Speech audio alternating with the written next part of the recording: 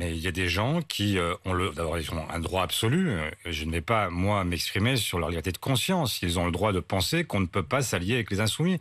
Il y a des gens qui disent, au Parti socialiste, qu'ils ne voulaient pas s'allier avec les Verts, qu'ils ne veulent pas s'allier avec les insoumis, et qui considèrent que seuls, nous sommes plus forts que toutes et tous, et que nous avons raison contre tout le monde.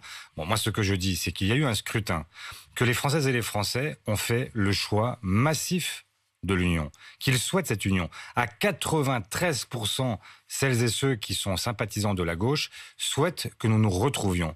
Donc effectivement, on peut considérer que l'isolement est la meilleure façon d'avancer. Moi, je crois l'inverse. Je crois au contraire que nous avons besoin, non pas de gens qui nous expliquent que dans 20 ans ou dans 30 ans, on fera les choses différemment, mais qui veulent que dans 5 semaines, ça puisse changer pour eux. Sur le pouvoir d'achat, sur les services publics. Tout à l'heure, vous receviez le professeur Salomon, qui vous a expliqué à quel point l'hôpital public craque aujourd'hui. C'était son constat est dramatique. Poignant. Et quand j'ai fait le tour de France des hôpitaux, des urgences, avant même la crise sanitaire, je peux vous dire que les témoignages que j'ai reçus étaient poignants.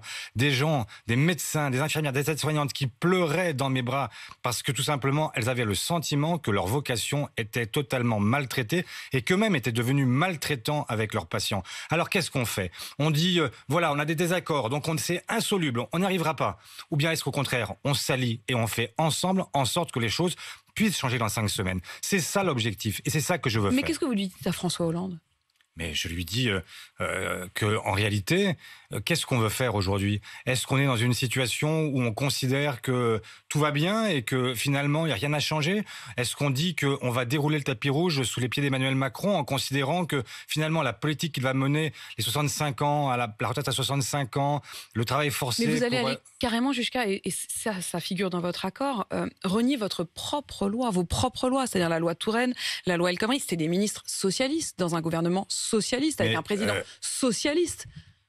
Je veux bien la loi El Khomri, mais c'est très surprenant quand même. Mais tout à l'heure, j'ai entendu Laurent Neumann dire que nous avions voté la loi El Khomri. Aucun député socialiste n'a voté la loi El Khomri. Mais elle nous a été imposée par le 49.3. Myriam El Khomri, elle n'est pas socialiste? C'est pas ce que je dis. Je dis que la loi El Khomri a été imposée avec un 49.3. Ça vous arrange maintenant, finalement, que ça a été un 49.3? Mais pas du tout. Mais même à l'époque, reprenez les archives, j'étais déjà opposé à la loi telle qu'elle nous a été présentée. J'ai cherché un compromis que j'avais trouvé. Et c'est à ce moment-là que, à l'époque, le Premier ministre avait choisi de sortir le 49.3 pour empêcher toute forme de discussion avec les députés. Voilà ce qui s'est passé. Et donc, je ne vais pas moi-même maintenant défendre une loi que je n'ai pas défendue à l'époque.